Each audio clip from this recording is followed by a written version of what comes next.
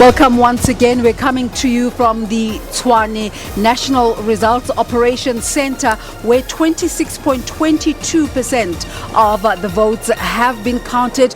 And as we try to bring you progress in terms of the numbers that have come out of different parts of the country, we'll be having a conversation here in studio to make sense of them. Earliest indications, the ANC well ahead, followed by the DA and the EFF actually sticking according to the script in terms of the pre-election polling that was coming through. But the one story that's not able to fit our script is the advancement of the Freedom Front Plus, and they're already standing at 104,472 votes throughout the country, giving them a 3.21 percentage count. And it's at this point that I'm going to bring in our guests, perhaps just to say hello for now. Professor Tefu, thank you so much for making the time to talk to us this morning. Good morning. And we're also joined by Professor Pravesh Deba from the CSIR.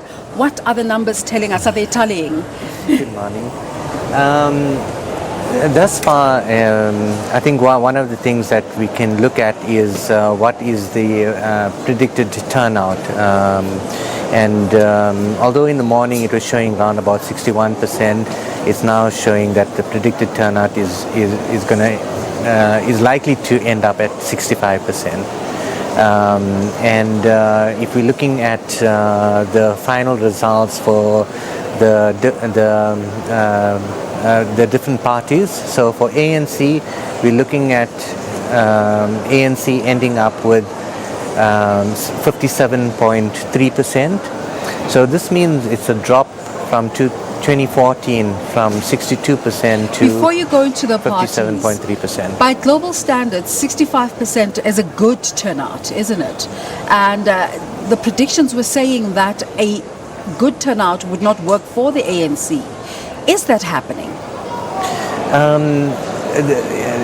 Certainly, okay. I would think that we were expecting the turnout to be less than the 2014 turnout. So 2014 it was around about 72% or so. So there has been a decline. So there has been a decline on the Even turnout. if it's a good showing. Yes, then definitely. All right, take us through those numbers that you were. So the ANC, you can see that it has declined by around about 5. It'll end up declining by around about 5%.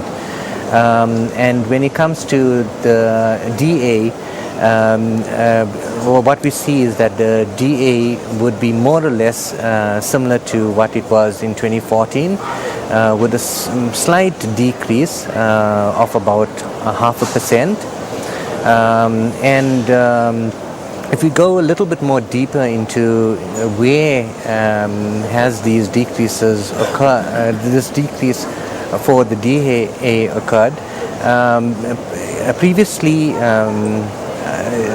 if we look at the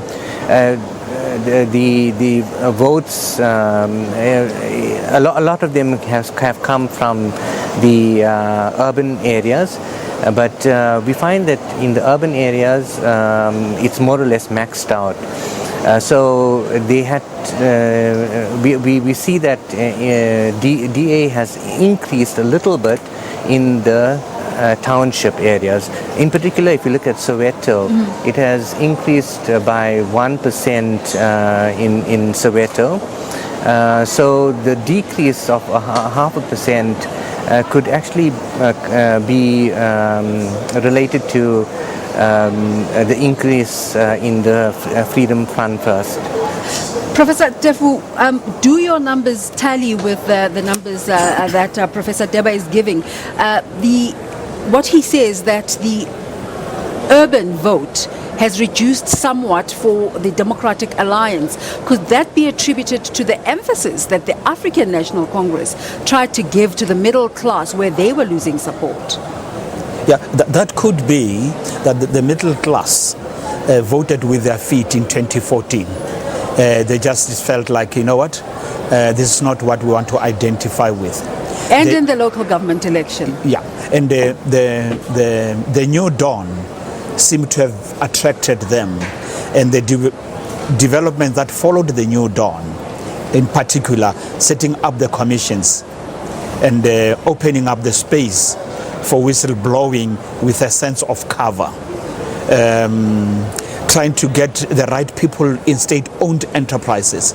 These are the things that people factor in when they, especially the literate, the middle class.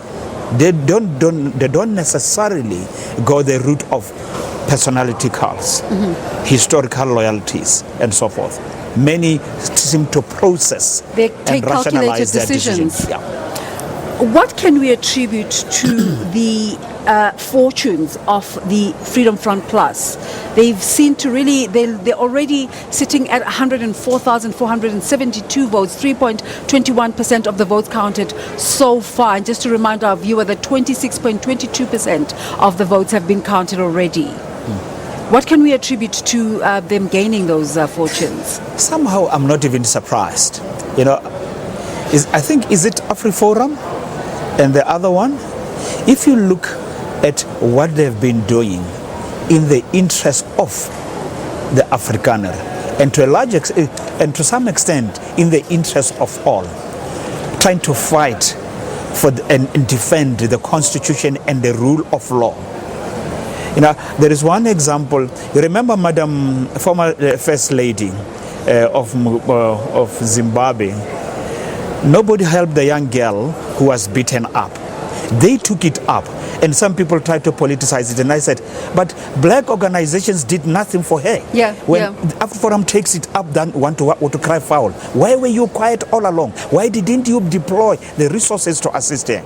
So, on that sense, I'm saying they've done well for themselves, really, to garner the support of those who were hesitant, and again, protecting the interests of the Afrikaner in general. There's nothing wrong in that, all right? But they're trying to open up the space to be more inclusive. The day after the elections, it's crunch time here in South Africa. We're counting the votes all over the country. And as we speak right now, the ANC is at 54.92, the Democratic Alliance 26.18, the EFF 8.19% of the votes counted. Remember, this is a developing story. Right now, we're going to go through to East London. My colleague Janine Lee